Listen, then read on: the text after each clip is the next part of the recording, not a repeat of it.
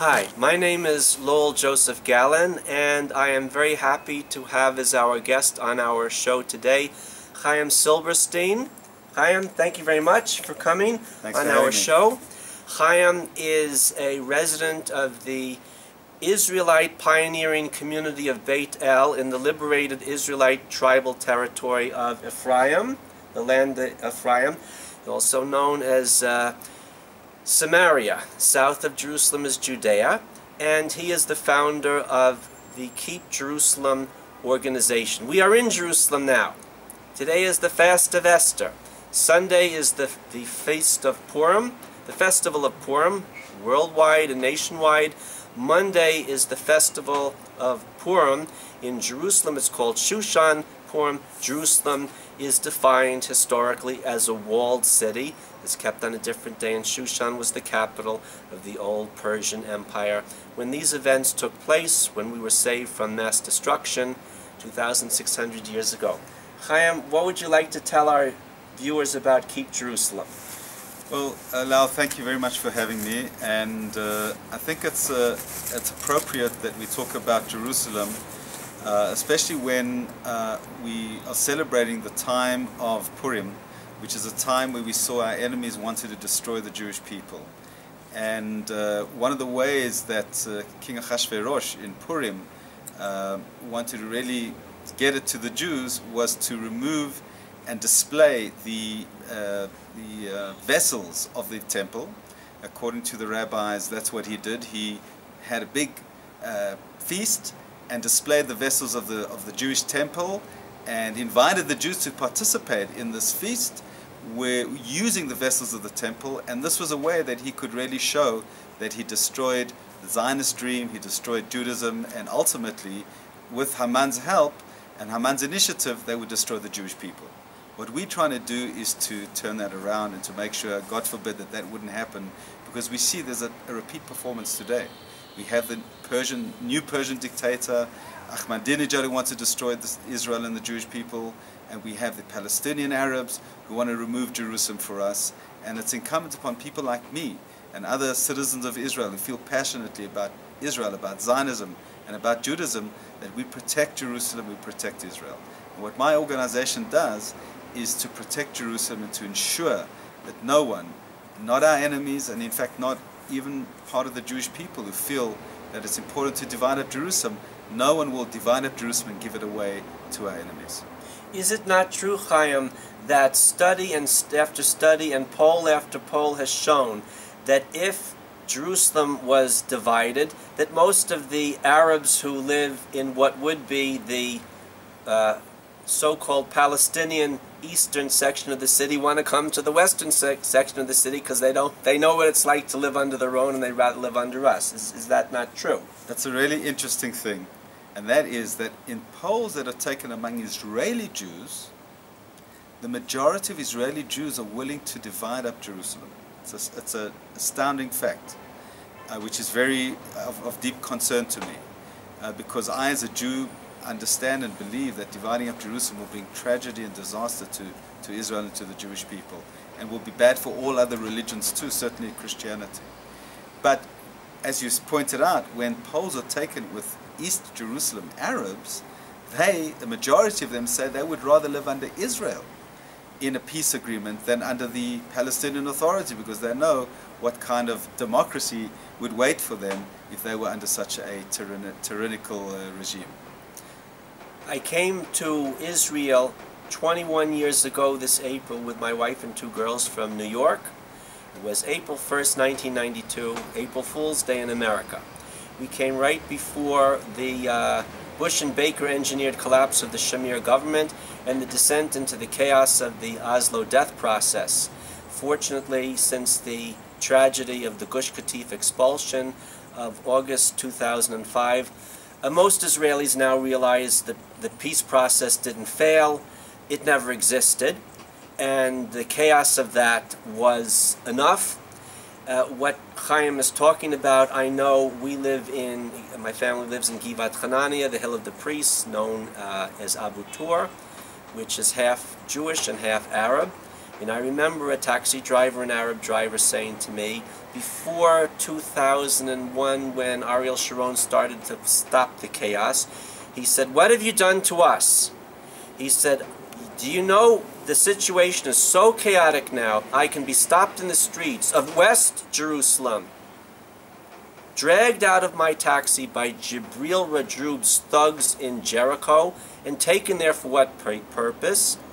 Ransom money. They'll beat me up a little bit, they'll put me in jail, and Jibril Radrub and his thugs will say to my family, pay me protection money to release me. Where are you? What have you done to us?" So after 20 years of rape, torture, murder, theft, most of the money that has gone into the coffers of the Philistine chaos, euphemistically known as the Palestine Authority, has disappeared abroad into the bank accounts of the thieves and murderers who run it. Most Arabs have had enough, and also most Jews have had enough. As an article that appeared on a very anti-Israel website, but in many ways very honest, said in one sentence, equals MC square, what happened after the Gush Katif expulsion of August 2005, when 10,000 Jewish men, women, and children were expelled from their homes and communities in Gush Katif in Gaza. A national catastrophe. The author, who was not friendly to Jews or Israel, put it in one sentence. He wrote, Israel withdrew from Gaza. The missiles continued to fall, and the left collapsed. E equals MC square, Occam's razor, cutting through 20 years of pretending, lying, and make-believe, and tragically, because of the tragedies of Jewish history, when reality is that bad, just not to throw yourself on the fence in the death camp, you lie to yourself. We saw this when we came here in 1992. It was almost impossible to have a rational conversation with people. I need to have a peace process, therefore it exists. Agenda-driven thinking. The disconnect between the reality and the fantasies became so bad that, would you agree, Chaim, that most Israelis now realize either the peace process failed or it never existed, and they don't want to go back to that?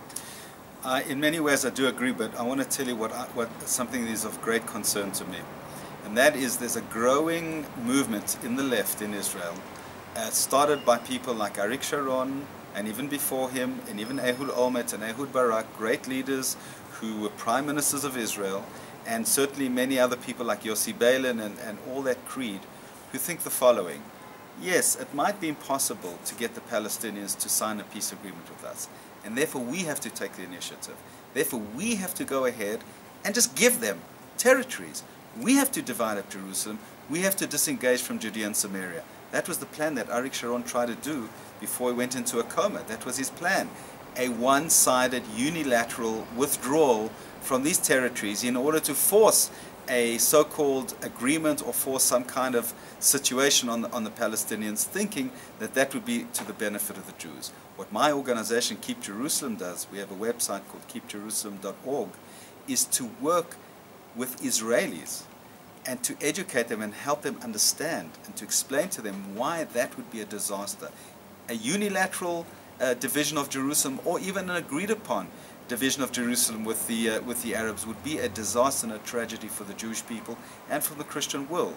And unfortunately many people do not have the basic facts, and certainly don't understand the realities going on today in Jerusalem and the rest of Israel, to appreciate that dividing Jerusalem is the wrong thing to do, and it would not bring peace, but it would bring war and the opposite of peace.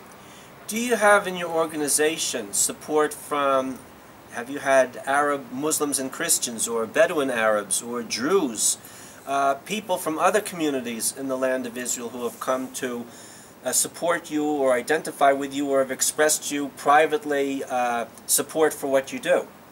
Yes, there are many Muslims and certainly Christians inside of Israel. I'm not talking about your good friend from Italy who supports us, the Sheikh, but I'm talking about residents of Eastern Jerusalem and Bethlehem and other places, some of them who only privately will support us, but others like Dr. Naim Khoury and the Sheikh of Surbacher, whose name escapes me right now, who come out openly and are willing to say, yes, we do not want to be under Palestine. We do not want to be under a tyrannical regime of Hamas and Al-Qaeda. We want to be under the democracy of Israel. We enjoy, we understand, we appreciate the values, and we prefer to live under them. Unfortunately, the majority, the silent majority, who I think do prefer to live under Israel, have not yet articulated that opinion yet, and we need to work on that too. So we need to work on persuading Israelis not to give away Jerusalem, and getting the Arabs who prefer to stay inside Israel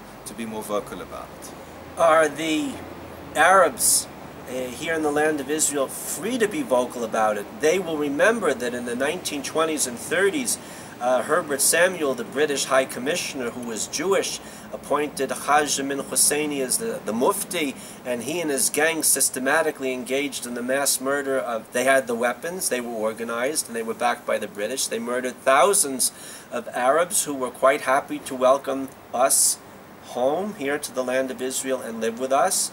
Most of the people killed in the Arab Rebellion of 1936 to 1939 were Arabs by other Arabs, not by Jews and not by the British putting down the rebellion. They're not going to forget that. Are they free to speak openly without fear of being murdered, raped, tortured, or in other ways blackmailed into silence?